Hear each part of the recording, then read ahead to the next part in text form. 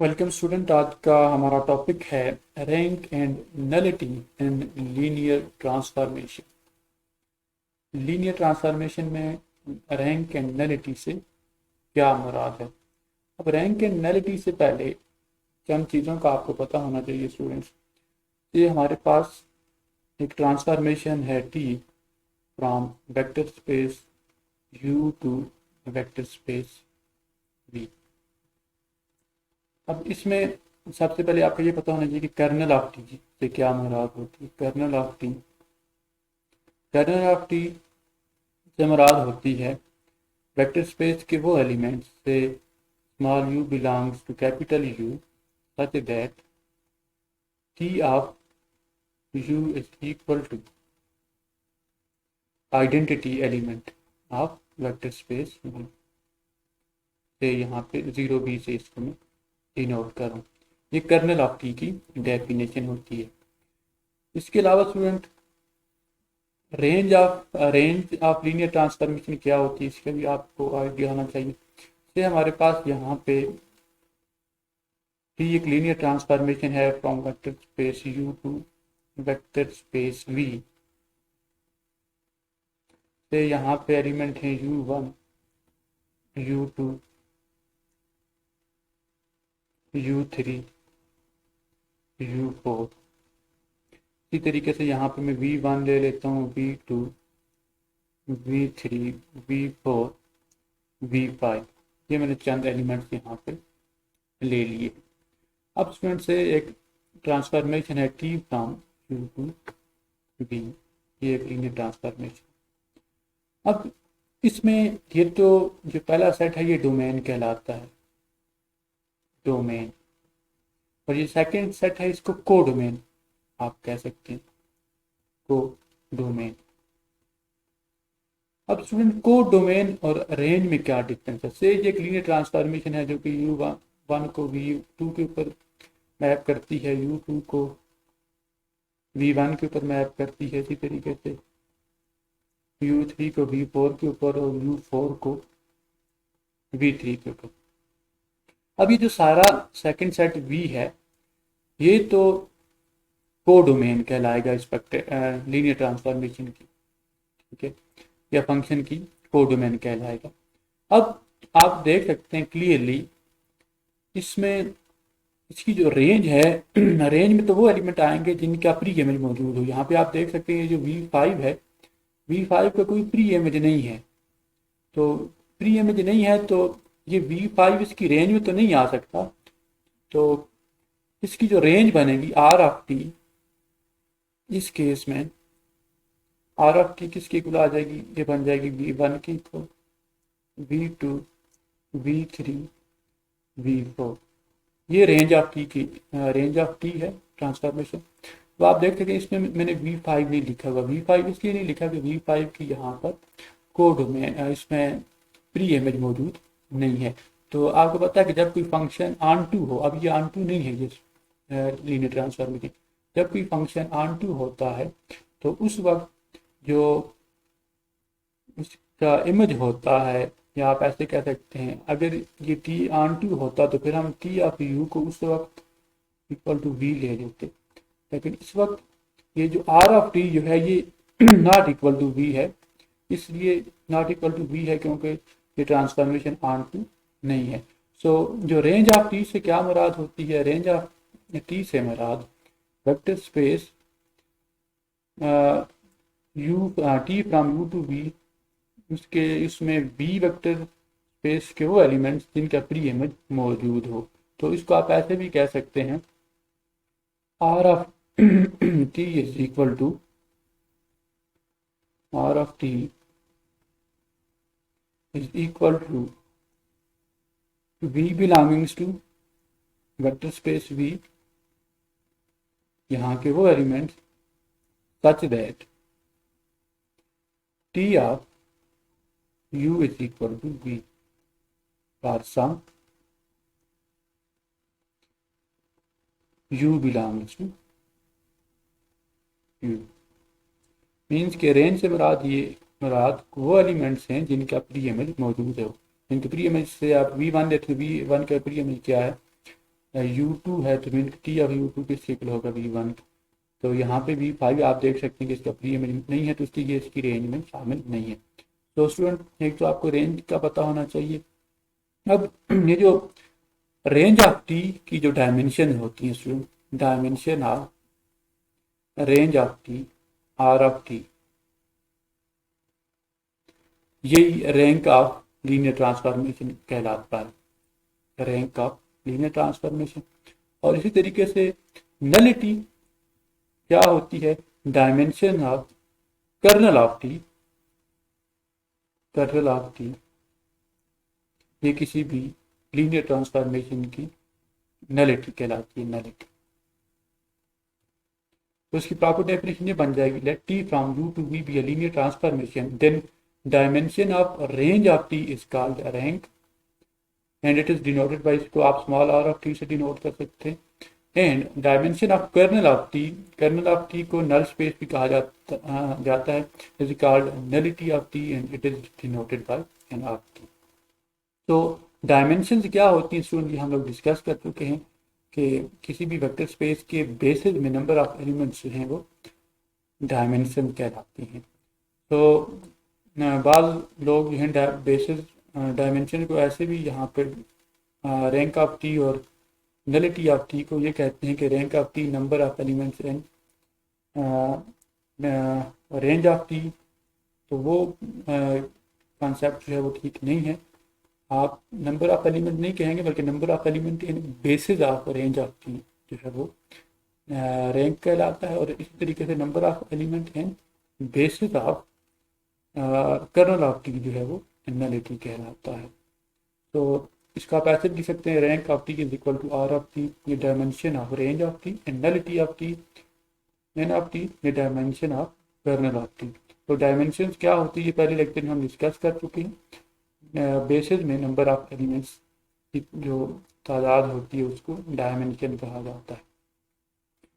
अब यहाँ पे स्टूडेंट चंद रिमार्क्स हैं। पहला रिमार्क ये है, if t from u to v is onto then r of t is equal to dimension of, ये बात अभी हम डिस्कस कर चुके हैं कि इसे अगर t from u to v अगर ये onto है, onto है तो मीन कि यहाँ का ये जो r of t जो है onto के लिए इसकी जो रेंज बनेगी, रेंज ऑफ ट्रांसफॉर्मेशन ये v के इक्वल बन जाएगी। ठीक है, तो इस पे जो नंबर ऑफ एलिमेंट्स होंगे, अब जो ये दोनों जब इक्वल होंगी तो जो डायमेंशन ऑफ v होगी वही असल में आर ऑफ टी के इक्वल होगी। स्मॉल आर ऑफ टी से मुराद ये है रैंक ऑफ टी और कैपिटल आर ऑफ टी से मुराद रेंज ऑफ टी। तो जब आप देख सकते हैं ये ऑन टू होगा तो आर ऑफ टी जो है ये सेकंड वाला सारा सेट आपके पास आ जाएगा। टी ऑफ, आप इसको ऐसे भी लिख सकते हैं, T of U is equal to V आप कह सकते हैं।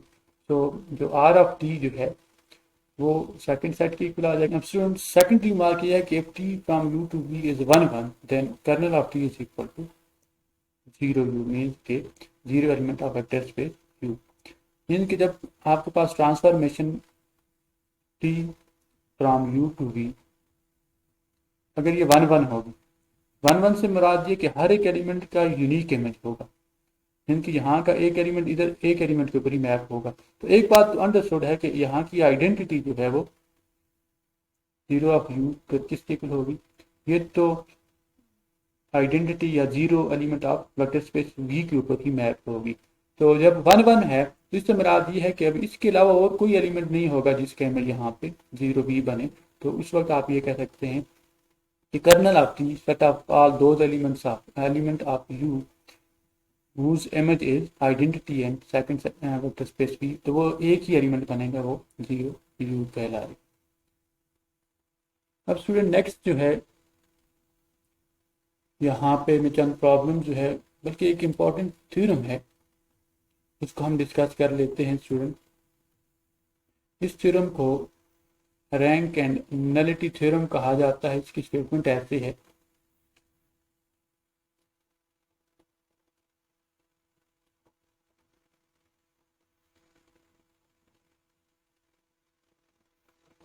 थ्योरम ऐसे है, late t from u to v be a linear transformation then rank of t plus nullity of t is equal to dimension of u। Means कि अगर T कोई linear transformation है फ्रॉम यू टू वी, तो rank of T plus nullity of T, means के rank of T क्या है, ये are of T अभी हम डिस्कस कर चुके हैं, और नलिटी ऑफ टी इसको हम स्मॉल एन ऑफ टी से डिनोट करते हैं। तो rank of T plus nullity of T ये डायमेंशन ऑफ जो इसमें फर्स्ट वेक्टर स्पेस होती है, डोमेन वाली वेक्टर स्पेस, तो डायमेंशन ऑफ डोमेन और वेक्टर स्पेस ये कहलाएगी। Rank of T plus nullity of T equal to dimension of, तो ये एक इम्पॉर्टेंट रिजल्ट है, इसको रैंक नलिटी थ्योरम भी कहा जाता है। इसको हम यूज़ करते हैं वेक्टर स्पेस में रैंक और नलिटी फाइंड करने के लिए। ये कैसे यूज़ होता है, इसके लिए एक एग्जांपल मैं आपके सामने डिस्कस करता हूँ, उसमें हम इसको यूज़ करेंगे। स्टूडेंट एग्जांपल है, let t from r square to r cube be a linear transformation defined by t of xy equal to x plus y, x minus y, y. Find rank and nullity of t. हमने student इस linear transformation की rank and nullity find करनी है। अब student इसकी rank and nullity find करने के लिए हम सबसे पहले ये करेंगे कि डिफरेंट मेथड्स को आप यूज़ कर सकते हैं रैंक एंड नलिटी फाइंड करने के लिए। मैं यहाँ पे मैट्रिक्स ऑफ लीनियर ट्रांसफॉर्मेशन सबसे पहले फाइंड करूंगा और वहां से उसका रैंक फाइंड करेंगे, और वही रैंक जो है वो रैंक ऑफ नलिटी कहलाएगा। So in order to find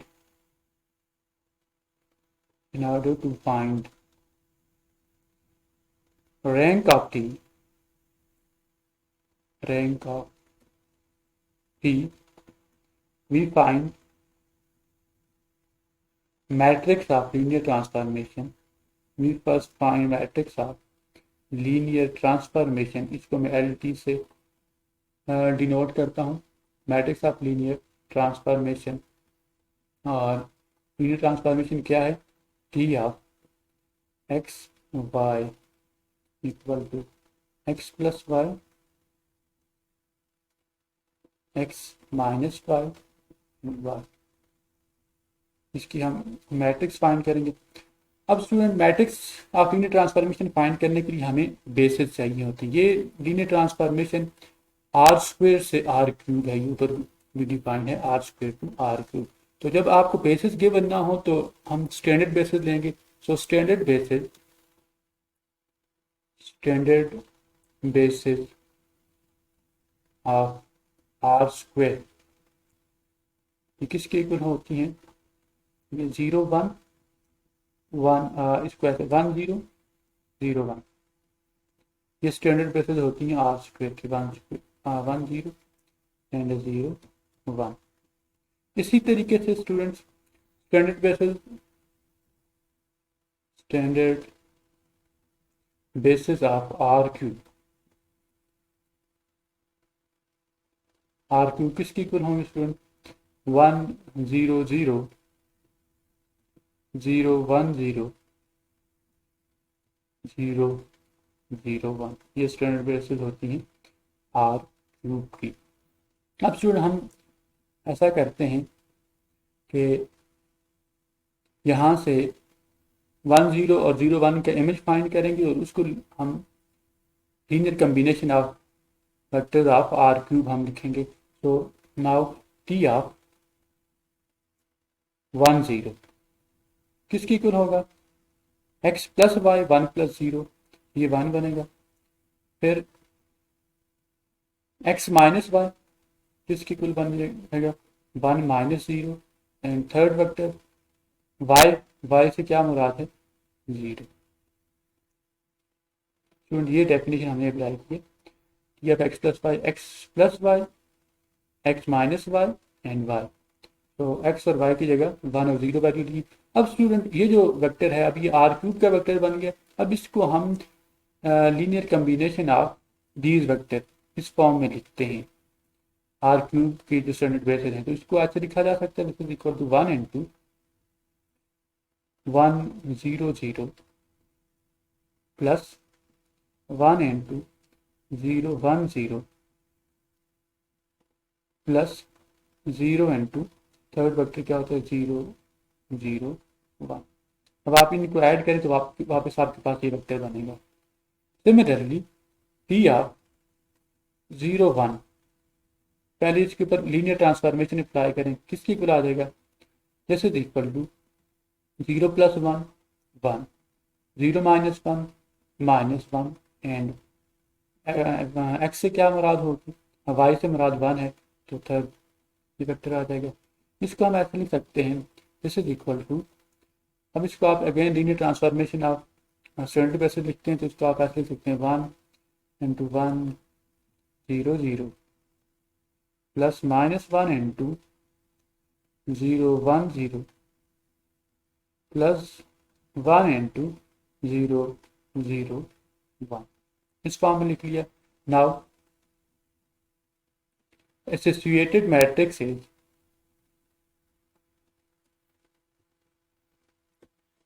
associated matrix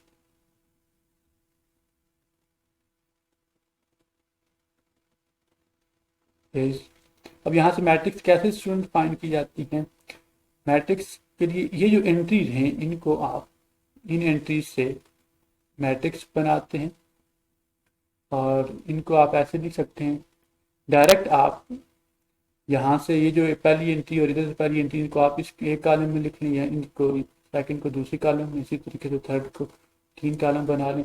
तो ये जो मैट्रिक्स ए है इसको आप ऐसे लिख सकते हैं,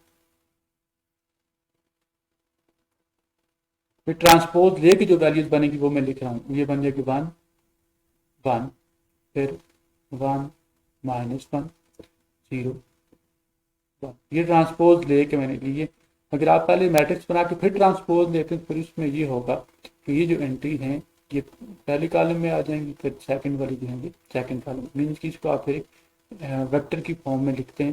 फिर मैंने डायरेक्ट यहाँ पे ट्रांसपोज भी ले लिया, तो आप ट्रांसपोज जब भी लिया करें तो यहाँ से ये पहली एंट्री और पहली एंट्री फर्स्ट कॉलम में, यहाँ पे अगर और भी वेक्टर है तो ये सारी फर्स्ट कॉलम में आ जाएंगी, जैसे फिर सेकंड कॉलम में और फिर इस तरीके से थर्ड कॉलम में, फिर आपको ट्रांसपोज देने की जरूरत नहीं पड़ेगी। नाउ अब स्टूडेंट हम ये करते हैं कि तो इसका हम रैंक फाइंड कर लेते हैं। We find rank of matrix A, rank of matrix A. तो रैंक ऑफ मैट्रिक्स ए, इसमें जो 2 ही रोज हैं स्टूडेंट, तो हम ये करते हैं कि यहाँ पे हमें 0 चाहिए, ठीक है। तो इसको हम ऐसे लिख सकते हैं, ये जो मैट्रिक्स है इसको मैं पहले दोबारा लिखता हूँ 1 1 0 0 -1 1, और this is row equivalent to,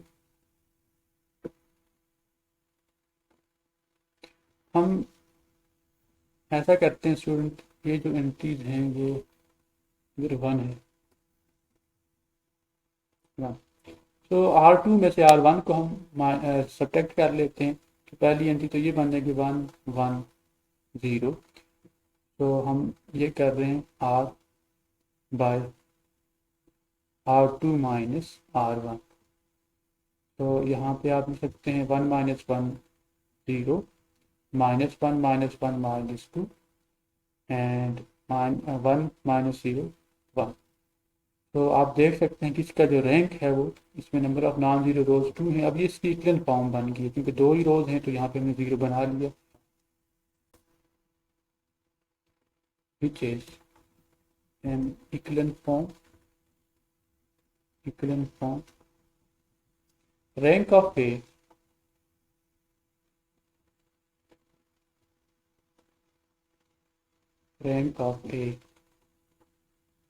किसके इक्वल है, ये 2 के इक्वल है।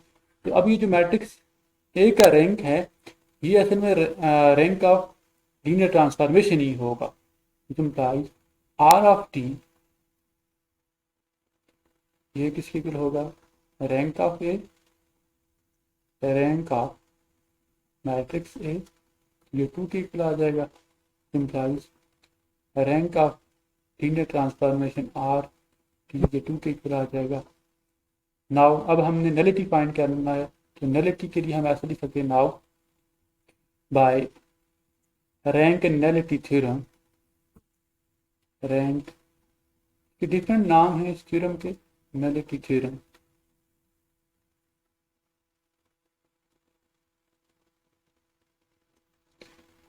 आप ऐसे लिख सकते हैं स्टूडेंट कि आर ऑफ टी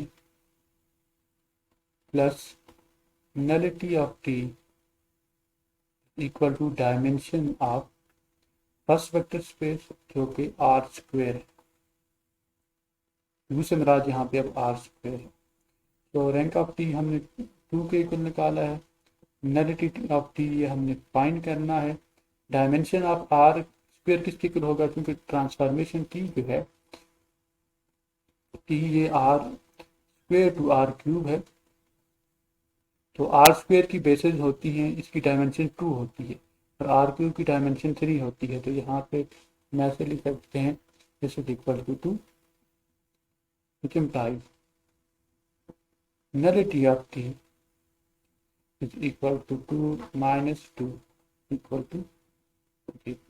मीन्स के नलिटी ऑफ टी की जो बेसिस हैं वो 0 के इक्वल आएंगे। तो स्टूडेंट यहाँ पे हमने आज के लेक्चर में रैंक एंड नलिटी फाइंड की है। रैंक और नलिटी फाइंड करने की और भी डिफरेंट मेथड हैं, लेकिन ये मेथड जो है इसमें मैट्रिक्स ऑफ लीनियर ट्रांसफॉर्मेशन को यूज करते हुए मैंने रैंक एंड नलिटी फाइंड की।